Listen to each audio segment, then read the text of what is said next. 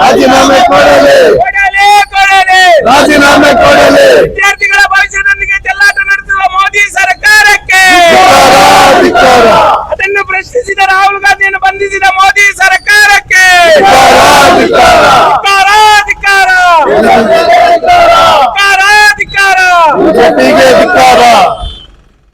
ಯುವಕರ ಮತ್ತು ಶ್ರೀರಾಮನ ಹೆಸರನ್ನು ಹೇಳಿಕೊಂಡು ಆಡಳಿತಕ್ಕೆ ಬಂದಂತಹ ಬಿಜೆಪಿ ಸರ್ಕಾರ ಇವತ್ತು ನಮ್ಮ ದೇಶದ ಯುವಕರನ್ನ ವಿದ್ಯಾರ್ಥಿಗಳನ್ನ ಒಡೆದಾಡಿಸುವಂತಹ ಕೆಲಸ ಕಾರ್ಯಗಳನ್ನ ಮಾಡ್ತಾ ಇದೆ. ಇವತ್ತು ನಮಗೆಲ್ಲರಿಗೂ ತಿಳಿದಿರುವ ಹಾಗೆ ಇಡೀ ಭಾರತ ದೇಶದಲ್ಲಿ ನೀಟ್ ಪ್ರಶ್ನೆ ಪತ್ರಿಕೆ ಏನಿದೆ ಅದು ಸೋರಿಕೆ ಆಗಿದೆ. ಇದು ಕೇಂದ್ರ ಸರ್ಕಾರದ ಮೊದಲನೆಯ ವೈಫಲ್ಯ.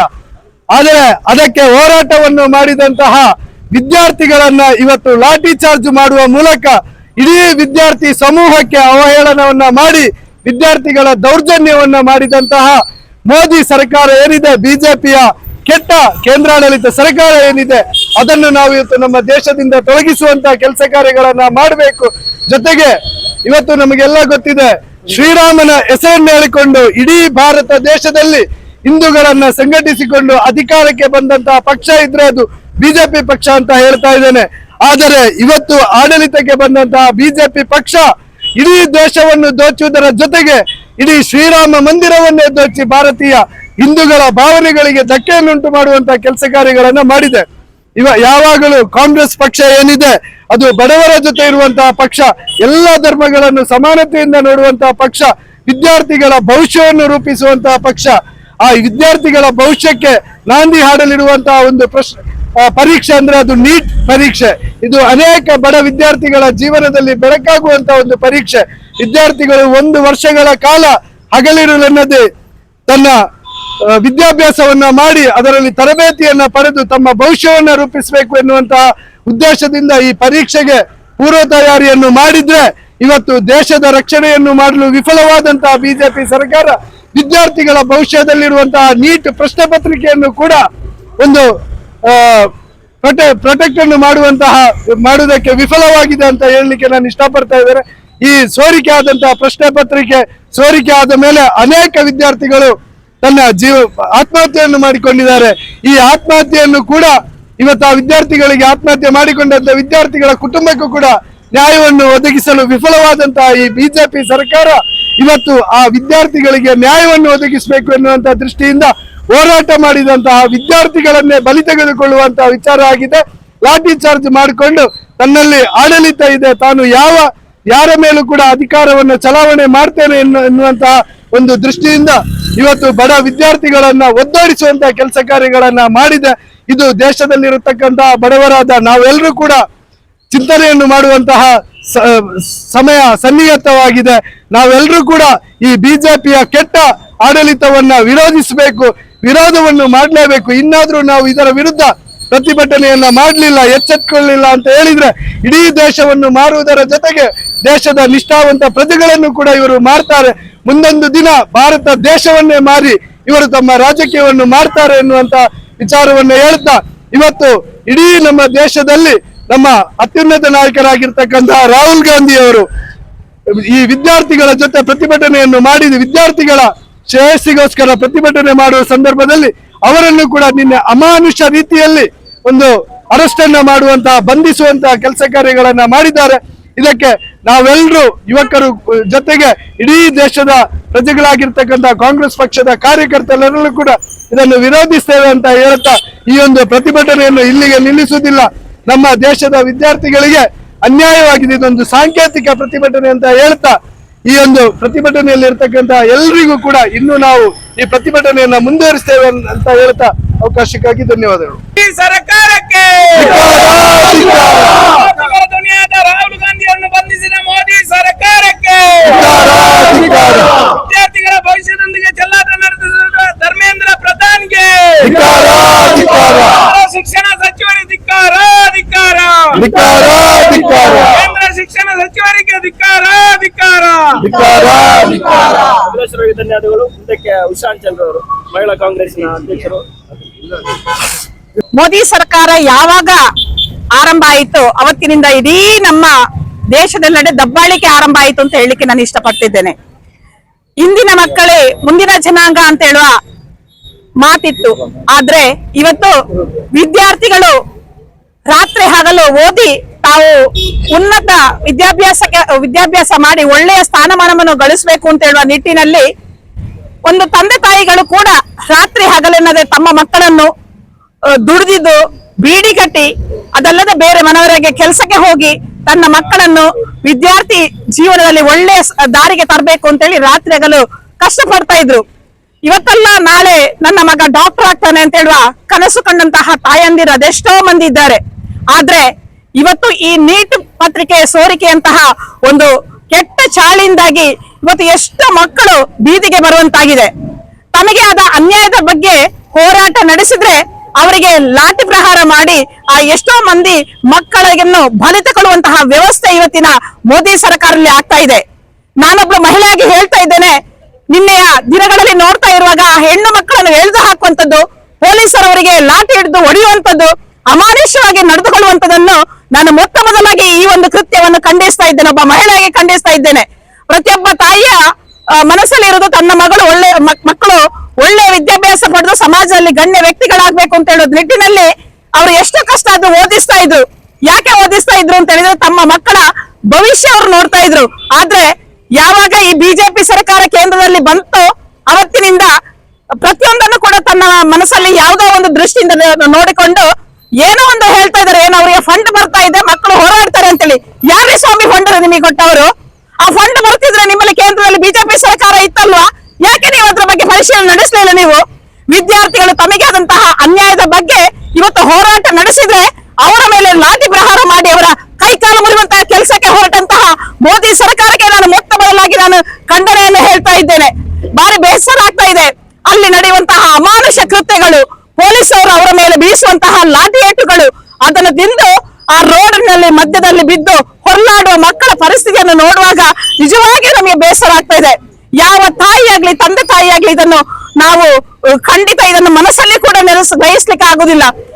ಇಂಥ ಪರಿಸ್ಥಿತಿ ನಮಗೆ ಮೋದಿ ಸರ್ಕಾರದಿಂದ ಬರ್ತದೆ ಅಂತೇಳಿ ಯಾರು ಸಹ ನಾವು ಮಕ್ಕಳು ಗ್ರಹಿಸಿರ್ಲಿಲ್ಲ.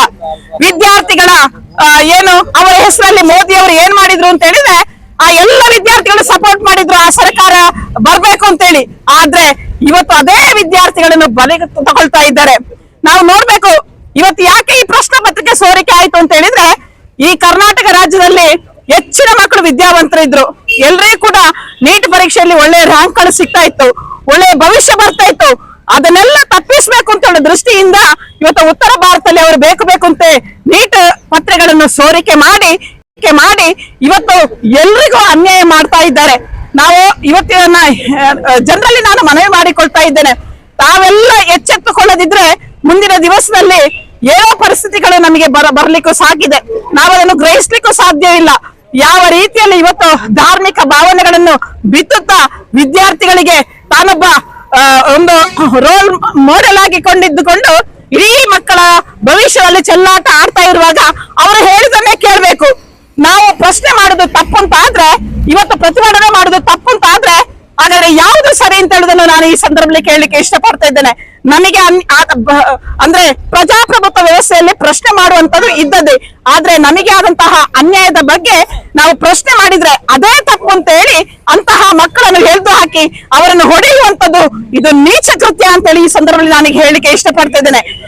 ಇವತ್ತು ಏನೇ ಆಗ್ಲಿ, ಇವತ್ತು ನಾವು ನಮ್ಮ ನಾಯಕರಾದಂತಹ ರಾಹುಲ್ ಗಾಂಧಿ ಇರ್ಬೋದು, ಅದೇ ರೀತಿ ಪ್ರಿಯಾಂಕಾ ಗಾಂಧಿ ಇರ್ಬೋದು, ಮಕ್ಕಳ ಜೊತೆ ರಾತ್ರಿ ಹಗಲು ನಾವಿದ್ದೇವೆ ಅಂತ ಹೋರಾಡುವಂತಹ ಸಂದರ್ಭದಲ್ಲಿ ಅವರನ್ನು ಕೂಡ ಬಂಧಿಸಿ ಇವತ್ತು ನೀಚ ಕೃತ್ಯವನ್ನು ಎಸಗಿದಂತಹ ಮೋದಿ ಸರ್ಕಾರಕ್ಕೆ ನಾನು ಈ ಸಂದರ್ಭದಲ್ಲಿ ಧಿಕ್ಕಾರ ಹೇಳುತ್ತಾ ಮೊನ್ನೆ ನಡೆದ ಅಂತಹ ಆ ಘಟನೆಯ ಬಗ್ಗೆ ನಾವು ಎಲ್ಲ ಮಹಿಳೆಯರು ಸೇರಿ ಇದನ್ನು ಖಂಡಿಸ್ತಾ ಇದ್ದೇವೆ.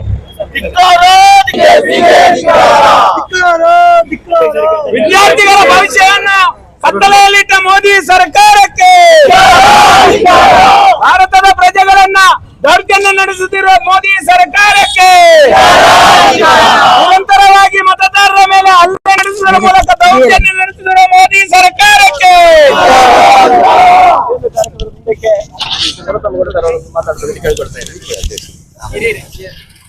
ಆತ್ಮೀಯರೇ, ಈಗಾಗಲೇ ಪ್ರಶ್ನೆ ಪತ್ರಿಕೆ ಸೋರಿಕೆ ಬಗ್ಗೆ ಇವತ್ತು ದೆಹಲಿಯಲ್ಲಿ ಪ್ರತಿಭಟನೆ ಮಾಡುವಂತ ಸಂದರ್ಭದಲ್ಲಿ ನಾವೆಲ್ಲ ಇವತ್ತು ಕಾಣ್ತಾ ಇದ್ದೇವೆ. ಇವತ್ತು ಈಗಿನ ಏನು ವಿದ್ಯಾರ್ಥಿಗಳು ಮುಂದಿನ ದಿವಸದಲ್ಲಿ ಅವರು ದೊಡ್ಡ ಪ್ರಜೆಯಾಗಿ ಅಥವಾ ಈ ದೇಶವನ್ನು ಆಳುವಂತ ಸಂದರ್ಭದಲ್ಲಿ ಇವತ್ತು ಪ್ರಶ್ನೆ ಪತ್ರಿಕೆಯನ್ನು ಸೋರಿಕೆ ಮಾಡಿ ಇವತ್ತು ಸುಮಾರು 500 ಚಿಲ್ಲರೆ ಕೋಟಿಯಷ್ಟು ಇವತ್ತು ಹಣವನ್ನು ಸಂಪಾದನೆ ಮಾಡಿದಂತ ಯಾರೇ ದುಷ್ಟರಿರ್ಬೋದು, ಇವತ್ತು ಅದಕ್ಕೆ ನೇರ ಹೊಣೆ ಇವತ್ತು ಶಿಕ್ಷಣ ಸಚಿವರು. ಅದನ್ನು ಇವತ್ತು ಅವರು ಪ್ರತಿಭಟನೆ ಮಾಡಿ ಇವತ್ತು ಅವರನ್ನು ರಾಜೀನಾಮೆ ಕೊಡಬೇಕಂತ ನಿಟ್ಟಿನಲ್ಲಿ ಇವತ್ತು ಹಲವು ದಿವಸಗಳಿಂದ ಇವತ್ತು ಏನು ಪ್ರತಿಭಟನೆ ದೆಹಲಿಯಲ್ಲಿ ಮಾಡ್ತಾ ಇದ್ದಾರೆ. ಆದ್ರೆ ಅದಕ್ಕೆ ಒಂದಿಷ್ಟು ಅವರು ಯಾವುದೇ ಒಂದು ಅವರಿಗೆ ವಿದ್ಯಾರ್ಥಿಗಳಿಗೆ ಇವತ್ತು ಅವರ ಒಂದು ಈ ಪ್ರತಿಭಟನೆಗೆ ಅವರ ಒಂದು ಇವತ್ತು ಸರ್ಕಾರ, ಈ ಮೋದಿ ಸರ್ಕಾರ ಯಾವುದೇ ಅವರ ಕಾಳಜಿಯನ್ನು ಕೊಡದೆ ಬಹುಶಃ ಸುಮಾರು 12 ವರ್ಷ ಆಗ್ತಾ ಇದೆ. ಇವತ್ತು ನಮ್ಮ ಈ ಏನು ಬಿಜೆಪಿ ಸರ್ಕಾರ ಕೇಂದ್ರದಲ್ಲಿ ಬಂದು ಏನಾದರೂ ಒಂದು ಮಾಡ್ತದೆ ಅಂತ ಅನ್ನುವ ನಿಟ್ಟಿನಲ್ಲಿ ಬಹುಶಃ ಇವತ್ತು ಮುಂದಿನ ಪೀಳಿಗೆಗೆ ಇವತ್ತು ಒಂದು ಬುನಾದಿಯನ್ನು, ಒಂದು ಕೊಡಲಿಯೇಟನ್ನು ಕೊಟ್ಟಂತ ಈ ಮೋದಿ ಸರ್ಕಾರ ಇವತ್ತು ಅವರ ಮಕ್ಕಳ ಇವತ್ತೇನು ವಿದ್ಯಾರ್ಥಿಗಳ ಸಹಾಯಕ್ಕೆ ಹೊರಟಂತ ನಮ್ಮ ಕಾಂಗ್ರೆಸ್ ಪಕ್ಷದ ನೇತಾರರನ್ನು ಇವತ್ತು ನಿನ್ನೆ ಅರೆಸ್ಟ್ ಮಾಡುವುದರೊಂದಿಗೆ ಅದರ ಒಂದು ಹೀನಾಯ ಸ್ಥಿತಿಯಲ್ಲಿ ಇವತ್ತು ಅವರನ್ನು ಒಂದು ರೀತಿಯಲ್ಲಿ ಅವರನ್ನು ಎಳೆದಾಡಿ ಇವತ್ತು ಅವರನ್ನು ಇವತ್ತು ಒಂದು ರೀತಿಯಲ್ಲಿ ಅವರನ್ನು ಅವಮಾನ ಮಾಡಿದ್ದಾರೆ. ಆ ನಿಟ್ಟಿನಲ್ಲಿ ಬಹುಶಃ ನಾವೆಲ್ಲ ಇವತ್ತು ಖಂಡಿಸ್ತಾ ಇದ್ದೇವೆ. ಇವತ್ತು ಈ ಮುಂದಿನ ಜನಾಂಗ, ಇವತ್ತು ಏನು ವಿದ್ಯಾರ್ಥಿಗಳು, ಮುಂದಿನ ಪ್ರಜೆಗಳು ಅವರ ಈ ರೀತಿಯ ಹೋರಾಟಕ್ಕೆ ಇವತ್ತು ಕೊಡಲೇಟು ಕೊಟ್ಟಂತ ಇವತ್ತು ನಮ್ಮ ಈ ಬಿಜೆಪಿ ಸರ್ಕಾರ ತೊಲಗಬೇಕು. ಇವತ್ತು ಶಿಕ್ಷಣ ಸಚಿವರು ಕೂಡ ರಾಜೀನಾಮೆ ಕೊಡಬೇಕು. ಅದೇ ರೀತಿ ಇದಕ್ಕೆ ನೇರ ಹೊಣೆ ಇವತ್ತು ಮೋದಿಯವರು ಕೂಡ ಉಂಟು. ಇವತ್ತು ಅವರು ರಾಜೀನಾಮೆ ಕೊಡಬೇಕು ಅಂತ ಈ ಸಂದರ್ಭದಲ್ಲಿ ಕಡಬ ಬ್ಲಾಕಿನ ಪರವಾಗಿ ನಾವು ಒತ್ತಾಯವನ್ನು ಮಾಡ್ತಾ ಇದ್ದೇವೆ. ಮುಂದೆ ಇವತ್ತು ಸಾಂಕೇತಿಕವಾದಂತಹ ಇವತ್ತು ಪ್ರತಿಭಟನೆ, ಮುಂದಿನ ದಿವಸಗಳಲ್ಲಿ ಇದಕ್ಕೆ ಉಗ್ರ ಪ್ರತಿಭಟನೆಯನ್ನು ಕೂಡ ಮಾಡಲಿಕ್ಕೆ ನಾವೆಲ್ಲ ತಯಾರಿದ್ದೇವೆ ಅಂತ ಹೇಳಿಕೊಂಡು ಅವಕಾಶಕ್ಕಾಗಿ ವಂದನೆಗಳು. ಈ ಕಾರ್ಯಕ್ರಮದ ಮುಂದಕ್ಕೆ ಅಶ್ರಫ್ ಶೇಡಿಗುಂಡಿ ಅವರು ಮಾತಾಡಬೇಕು ಕೇಳ್ಬೇಕು. ಅವರು ಮಾತಾಡೋದಿಲ್ಲ. ಸುಳ್ಯ ವಿಧಾನಸಭಾ ಕ್ಷೇತ್ರ ಯುವ ಕಾಂಗ್ರೆಸ್ ವತಿಯಿಂದ ಈ ದೇಶದಲ್ಲಿ ಈಗ ಏನು ಪ್ರತಿಭಟನೆ ನಡೀತಾ ಇದೆ ದೆಹಲಿಯಲ್ಲಿ, ಇಲ್ಲಿಯ ಏನು ವಿದ್ಯಾರ್ಥಿಗಳಿಗೆ ಹೋಗ್ಲಿಕ್ಕೆ ಕಷ್ಟದ ಸಂದರ್ಭವಾಗಿರುತ್ತದೆ. ಆದ ಕಾರಣ ನಾಡಿದ್ದು ಸೋಮವಾರದಂದು ಸಂಜೆ 3:30 ಗಂಟೆಗೆ ಮಂಗಳೂರಿನಲ್ಲಿ ನಡೆಯುವಂತಹ ಏನು ವಿದ್ಯಾರ್ಥಿಗಳ ಪರವಾಗಿ ನಡೆಯುವಂತಹ ಪ್ರತಿಭಟನೆ ರ್ಯಾಲಿ ಮಂಗಳೂರಿನಲ್ಲಿ PUC ಸರ್ಕಲ್ ನಲ್ಲಿ ನಡೆಯಲಿದೆ. ಸುಳ್ಯ ವಿಧಾನಸಭಾ ಕ್ಷೇತ್ರದ ಯುವ ಕಾಂಗ್ರೆಸ್ ನಿಮ್ಮ ಜೊತೆ ಇದೆ, ವಿದ್ಯಾರ್ಥಿಗಳ ಜೊತೆ ಇದೆ. ಆ ಕಾರ್ಯಕ್ರಮಕ್ಕೆ ಬಂದು ಸಹಕರಿಸಿ. ನೀವು ದೂರದ ದೆಹಲಿಗೆ ಹೋಗ್ಬೇಡಿ, ಬೆಂಗಳೂರಿಗೆ ಹೋಗ್ಬೇಡಿ. ಮಂಗಳೂರು ನಡೆಯುವಂತಹ ಕಾರ್ಯಕ್ರಮಕ್ಕೆ ಎಲ್ಲರೂ ಕೂಡ ಸಹಕಾರ ನೀಡಿ, ಎಲ್ಲಾ ವಿದ್ಯಾರ್ಥಿಗಳು ಸಹಕಾರ ನೀಡುತ್ತೆ ಈ ಸಂದರ್ಭದಲ್ಲಿ ಕೇಳಿಕೊಳ್ಳುತ್ತಾ ಮುಂದಕ್ಕೆ. ದೆಹಲಿಯ ಜಂತರ್ ಮಂತರ್ ನಲ್ಲಿ ನಡೆದಂತ ಅಮಾನುಷ ಒಂದು ಕೃತ್ಯವನ್ನ ತಾವೆಲ್ಲರೂ ನೋಡಿರಬಹುದು. ಒಂದು ನೀಟ್ ಪರೀಕ್ಷೆಯಲ್ಲಿ ಕಳೆದ ಮೇ ತಿಂಗಳ 3ನೇ ತಾರೀಕು ನಡೆದಂತ ನೀಟ್ ಪರೀಕ್ಷೆ ಎಲ್ಲ ಮಕ್ಕಳು ಪರೀಕ್ಷೆಯಲ್ಲಿ ಬರೆದಿದ್ದಾರೆ. ಸ್ವಲ್ಪ ದಿನ ಆಗುವಾಗ ನೀಟ್ ಪರೀಕ್ಷೆ ಕ್ವಶನ್ ಪೇಪರ್ ಸೋರಿಕೆ ಆಗಿದೆ ಅಂತ ಹೇಳಿ ಪ್ರಚಾರ ಆಯಿತು. ಆಗ ವಿದ್ಯಾರ್ಥಿಗಳೆಲ್ಲ ಬಹಳಷ್ಟು ನೊಂದಿದ್ದಾರೆ. ನೊಂದ ವಿದ್ಯಾರ್ಥಿಗಳು ಸುಮಾರು 21 ವಿದ್ಯಾರ್ಥಿಗಳು ತಮ್ಮ ಆತ್ಮಹತ್ಯೆಯನ್ನೇ ಮಾಡಿಕೊಂಡಿದ್ದಾರೆ. ಇದನ್ನ ಖಂಡಿಸಿ, ಇದನ್ನ ಪ್ರತಿಭಟಿಸಿ ನೀಟ್ ಪರೀಕ್ಷೆಯಲ್ಲಿ ಈ ರೀತಿ ಅವ್ಯವಹಾರ ನಡೆದು ಸಾವಿರಾರು ಕೋಟಿ ಅವ್ಯವಹಾರ ನಡೆದಿದೆ. ಈ ಅವ್ಯವಹಾರವನ್ನ ಪ್ರತಿಭಟಿಸಿ ಒಂದು ಈ ವಿದ್ಯಾರ್ಥಿಗಳು ಜಂತರ್ ಮಂತರ್ ನಲ್ಲಿ ನಡೆದಂತ ಒಂದು ಪ್ರತಿಭಟನೆಯನ್ನು ಹತ್ತಿಕ್ಕುವ ಒಂದು ನೆಪದಲ್ಲಿ ಬಹಳಷ್ಟು ರೀತಿಯಲ್ಲಿ ವಿದ್ಯಾರ್ಥಿಗಳ ಮೇಲೆ ಹಲ್ಲೆಯನ್ನ ನಡೆಸಿದ್ದಾರೆ. ಪೊಲೀಸರು ಮಾತ್ರ ಅಲ್ಲದೆ ಬಿಜೆಪಿಗಳ ಗೂಂಡಾಗಳು, RSS ನ ಗೂಂಡಾಗಳು ಈ ಕೃತ್ಯದಲ್ಲಿ ಭಾಗವಹಿಸಿದ್ದಾರೆ. ಮತ್ತು ಲಾಠಿಗೆ ಮೊಳೆಗಳನ್ನ ಸಿಕ್ಕಿಸಿ ಮಕ್ಕಳಿಗೆ ಅವರ ತಲೆ ಮುಖ ನೋಡದೆ ಹಲ್ಲೆ ಮಾಡಿದ್ದಾರೆ. ಇದನ್ನ ನಾವು ತೀವ್ರವಾಗಿ ಖಂಡಿಸಿದ್ದೇವೆ.